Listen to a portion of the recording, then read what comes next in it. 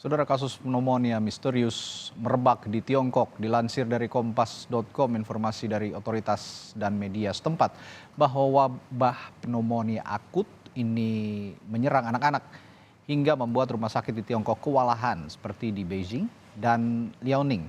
Sejak pertengahan Oktober 2023, Tiongkok melaporkan adanya peningkatan kasus penyakit mirip influenza yang menyerang anak-anak. Kemudian pada 13 November 2023, Komisi Kesehatan Nasional Tiongkok melaporkan peningkatan penyakit pernapasan. Bahkan kasus yang sama dilaporkan telah masuk ke Belanda. Di Tiongkok, salah satu langkah solusi adalah protokol COVID yang kembali diterapkan.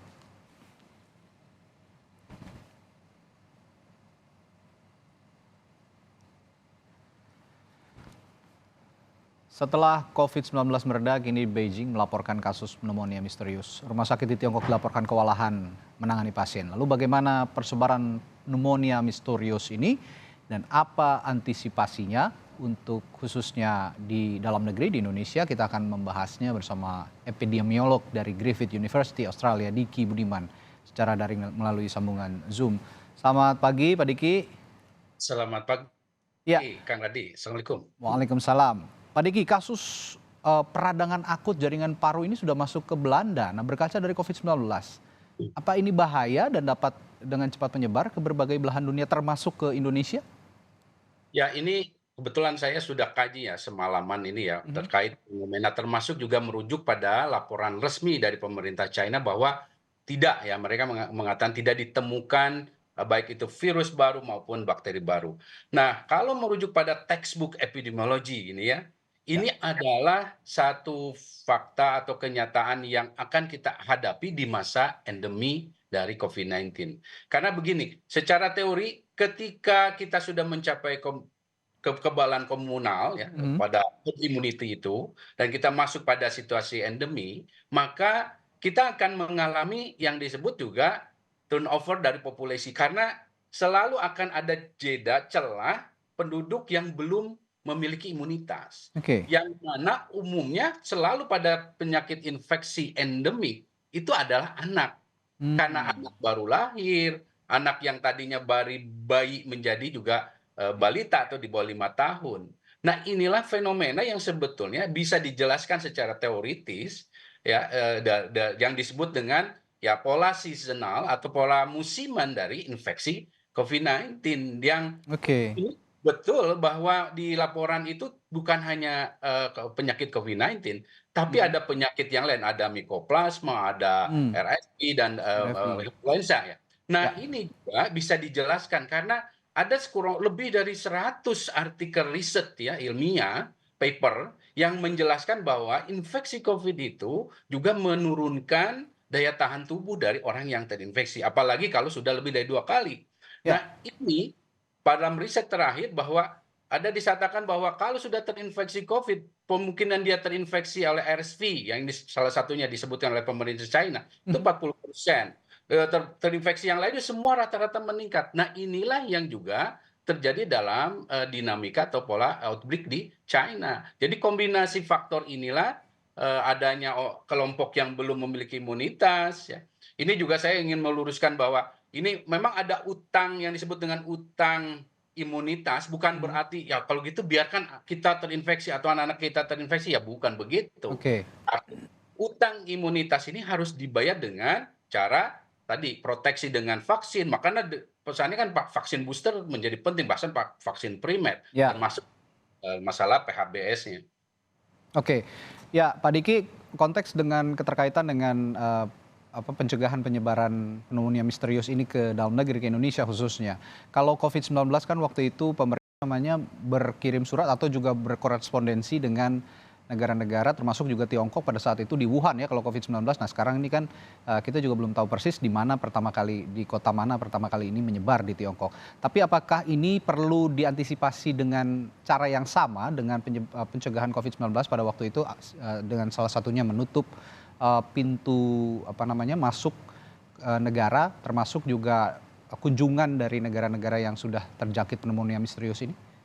Saat ini belum ya, Belum ya? dan saya kira melihat, ke data sekali lagi, Mhm. jadi mungkin saya ingin menyampaikan juga pada publik melalui Kompas TV bahwa Oke. setelah penjelasan pemerintah China yang juga sudah diamini ya oleh WHO, Mhm. artinya ini sudah bukan pneumonia misterius Oke, lagi. bukan lagi Ini misterius. betul, ini adalah Ya. pneumonia yang disebabkan oleh beragam patogen. Ada Oke. ada virus, ada bakteri. Bakterinya Mycoplasma, virusnya bisa SARS-CoV, bisa juga influenza dan lain sebagainya.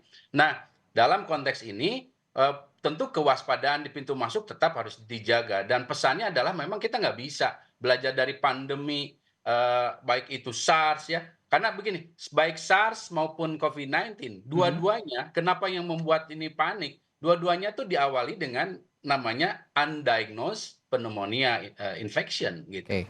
Jadi ini yang membuat banyak pihak jadi khawatir karena dua pandemi itu diawali dengan tidak terdiagnosanya satu kejadian pneumonia infection. Nah, Oke. tapi dalam konteks saat ini kita masih belum melihat ada ke arah seperti itu. Bahkan kalau bicara potensi pandemi amat sangat kecil, Oke. Mas. Berarti ini masih bisa diantisipasi di Tiongkok sendiri meskipun saat ini keberadaannya sudah dideteksi di Belanda. Tapi kalau, jika penyakit ini kemudian, tidak lagi dikatakan pneumonia misterius, berarti obat juga bisa, sudah bisa diketahui ya, Pak, ya, oleh publik ya? Obat ada, tapi Oke. ternyata untuk Mycoplasma banyak yang resisten gitu, bahkan Oke. di atas 50% kasus Mmm. infeksi oleh Mycoplasma ini diobatin oleh salah satu obat Azithromycin namanya, itu Mhm. nggak efektif. Nah Oke. ini yang menjadi masalah banyak akhirnya orang tua yang membawa, apa, artinya anak ini dirawat di rumah sakit. Dan ini merespon tadi ya, Kang Radya. Ya. Jadi apa yang terjadi di China ini bisa terjadi di semua negara, Oke. karena inilah situasi yang disebut endemik. Makanya selalu saya sampaikan waktu dari selama masa pandemi bahwa kita tuh menuju endemik itu bukan kabar baik, itu kabar buruk. Jadi hal-hal seperti ini terutama pada kelompok rawan ya pasti anak-anak, itu akan Oke. terjadi ledakan-ledakan gitu. Ya. Dan bukan tidak mungkin ini juga akan bisa merambah pada kelompok dewasa yang imunitasnya menurun. Mmm. Makanya booster menjadi penting. Makanya 5M atau perilaku hidup bersih sehat, memakai masker dan lain sebagainya itu menjadi tetap relevan dan sangat penting. Oke, kalau di Tiongkok sendiri kan sudah, sebenarnya kemarin sudah renggang, tapi sekarang mulai mengetatkan lagi soal, kebersihan begitu ya, termasuk juga penggunaan masker begitu. Nah, apakah ini juga cara yang sama yang perlu kita, adopsi begitu di Indonesia untuk mencegah penyebaran pneumonia misterius ini atau yang sekarang sudah tidak misterius sebenarnya? Ya, betul sekali. Jadi Ya. kita tetap namanya memakai masker, kebiasaan cuci tangan, Mhm. menghindari kerumunan itu tetap relevan sampai kapanpun ya. Oke. Karena ancaman wabah seperti apa ini, infeksi penyakit menular melalui udara ini atau droplets ya, ini sangat sangat sangat akan sangat sering dan kita Oke. butuh. Oke, kalau di Tiongkok kan, negara 4 musim ya, ada musim salju, musim dingin, dan ini juga bertepatan dengan musim dingin begitu, penyebarannya sangat cepat di sana. Nah, di Indonesia sendiri sudah masuk musim penghujan meskipun kita hanya negara 2 musim.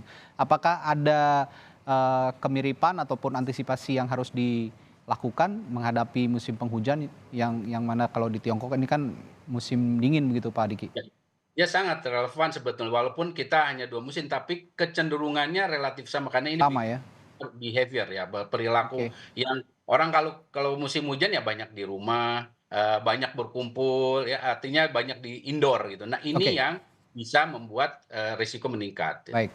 Nah, yang perlu dicemati Pak Diki, terakhir dari persebaran pneumonia misterius ini atau pneumonia ini, terutama di Indonesia, apa saja yang harus dicermati dan bagaimana antisipasi semestinya yang dilakukan pemerintah?